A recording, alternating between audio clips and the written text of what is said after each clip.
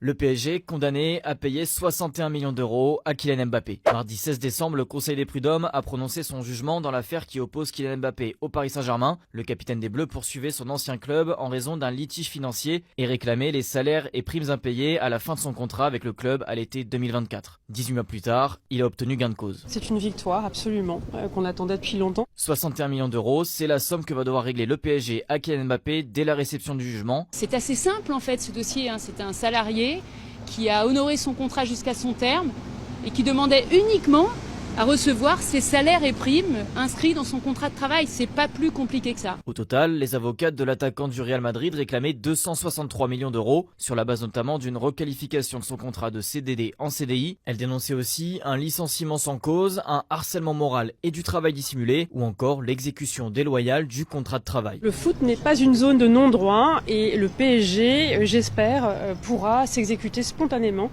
sans qu'on ait à passer par voie d'huissier, ça serait élégant. Kylian Mbappé réclamait aussi des salaires et primes impayés à l'issue de son contrat pour un montant de 55 millions d'euros. Après avoir cherché en vain à les obtenir devant les instances sportives, la star du Real a finalement assigné le PSG devant les prud'hommes. Le Paris Saint-Germain avait ensuite contre-attaqué en réclamant 440 millions d'euros au meilleur buteur du club. Ils ont finalement été déboutés. Dans un communiqué, les Parisiens ont malgré tout souhaité à Kylian Mbappé le meilleur pour la suite de sa carrière, tout en se réservant le droit de faire appel.